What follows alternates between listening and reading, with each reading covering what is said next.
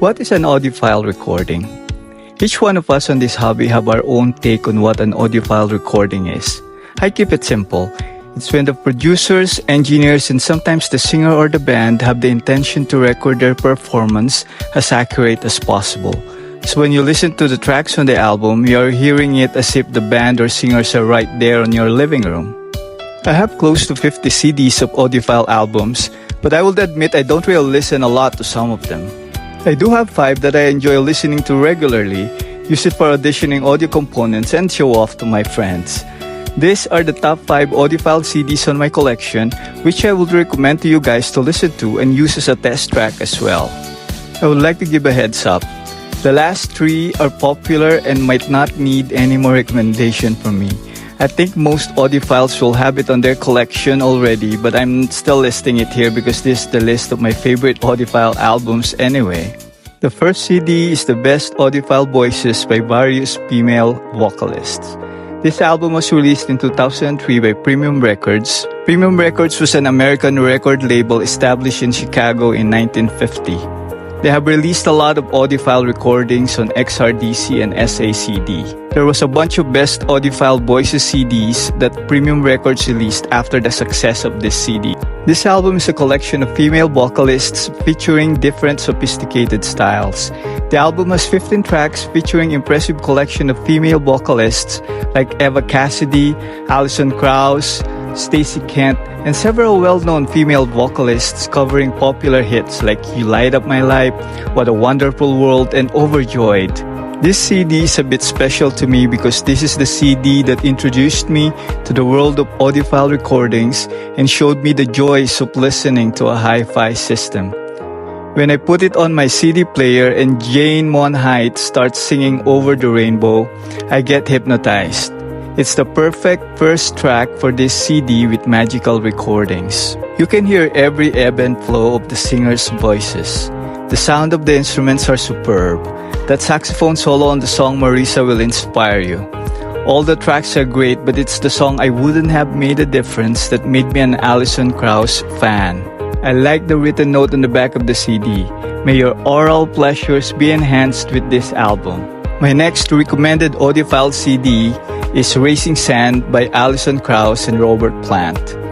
This album was produced by T-Bone Burnett and released on 2007 by Rounder Records.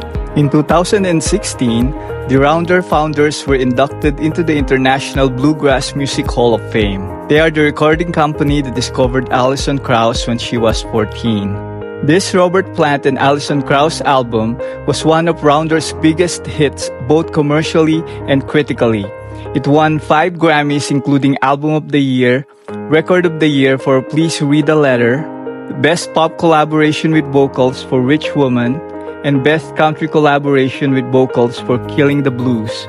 Racing Sand was certified platinum in March 2008. I'm a fan of both Robert Plant and Alison Krauss, so I already had this album before it got all the accolades, so I was not at all surprised by the critical acclaim it received. Robert Plant's approach is relaxed and engaging, very much in contrast to his Led Zeppelin days. This is very evident in the song Please Read a Letter. He declines to showboat throughout the album, and he stayed controlled among a symphony of guitar and fiddle. The closest I can say that he went back to his Led Zepp style is on the song Fortune Teller. Their duets have this brother-sister vibe the way they harmonize. You can feel that they are giving each other encouragement and room to shine. The third on my favorite audiophile CD list is Kinda Blue by Miles Davis. This album was released by Columbia in 1959 and the CD I have was produced by Sony in 1997. Kinda Blue is a studio album by the American jazz trumpeter and composer Miles Davis. He led a sextet featuring legendary musicians. There are saxophonists John Coltrane and Julian Cannonball Adderley, pianist Bill Evans, bassist Paul Chambers, and drummer Jimmy Cobb, with new band pianist Wynton Kelly appearing on one track, Freddie Freeloader instead of Evans. The album was recorded in 2 sessions on March 2 and April 22, 1959 at Columbia's 30th Street Studio in New York City. Kinda Blue is regarded by many critics as Davis's masterpiece. the greatest jazz album ever recorded, and one of the best albums of all time. Its impact on music, including jazz, rock, and classic genres, has led writers to also deem it as one of the most influential albums ever made. This album is listed as number 66 on VH1's 100 Greatest Album on 2003 and number 12 on Rolling Stone's 500 Greatest Albums of All Time in 2012. There is a track of this album that is routinely being used by Audiophile magazine when they are reviewing audio equipment. On Audiophile magazine issue on 2008, editor and columnist John Marks listed the test tracks that they often use, and one of them is the track Blue in Green from this album. Marks said, recorded live on one take, this milestone recording should have a lifelike sense of pulse. Listen to the subtle interplay of string, bass, and drums. If this track doesn't relax you, there's something wrong somewhere. Next on my list is The Night Fly by Donald Fagen. This album was released by Warner Brothers Records in 1982. The Night Fly is the debut solo studio album by American singer-songwriter Donald Fagen. He's best known for his work in the group Steely Dan, with whom he enjoyed a successful career since the 1970s. I used this album for testing the SACD or multi-channel capability of my oppo player, and it opened a new medium of listening for me. Don't forget to change the setting of your player to 2-channel, as this is a hybrid SACD, meaning it can play in multi-channel as well. There is also a track on this album that Audiophile uses as a test track, Walk Between the Raindrops. Mark said, another intuitive test. After this brief track ends, you should feel upbeat and bouncy, but a bit nostalgic too. This is one of the first digitally recorded albums.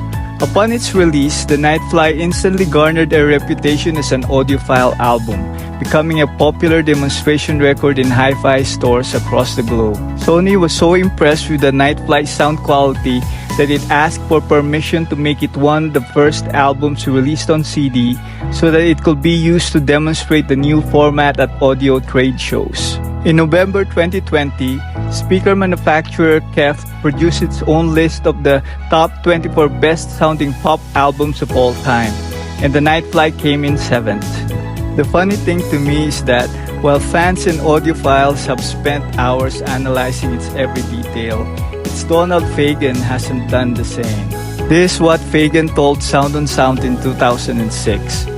I haven't listened to The Night Fly since I made it, but the people in these hi-fi stores must have liked something about it.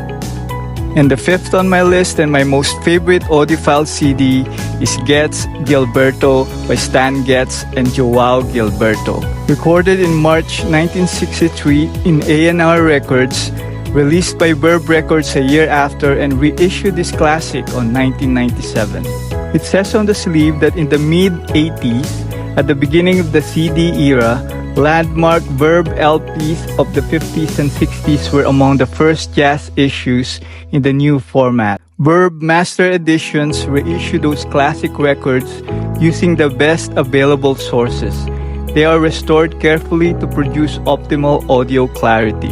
Getz Gilberto is an album by American saxophonist Stan Getz and Brazilian guitarist Joao Gilberto, and also featuring pianist and composer Antonio Carlos Jobim, who also composed many of the tracks. The album features the vocals of Astrid Gilberto on 2 tracks, Garota de Ipanema and Corcovado. The artwork was done by artist Olga Albizu. Garota de Ipanema, or The Girl from Ipanema, received the Grammy Award for Record of the Year and started Astrid Gilberto's career. This album appeared on Rolling Stone's 500 Greatest Albums at 447. It's such a great album to chill, relax, and enjoy your hi-fi system. Go on and discover it if you haven't done so. And that's the top 5 audiophile CDs that I own and would recommend to any budding audiophile or audiophile that may have missed them. But let it be known that I picked them more for the amount of enjoyment that they brought me rather than its qualifications as an audiophile album. Please share your top audiophile CDs on your collection, as I also want to discover more. Happy listening!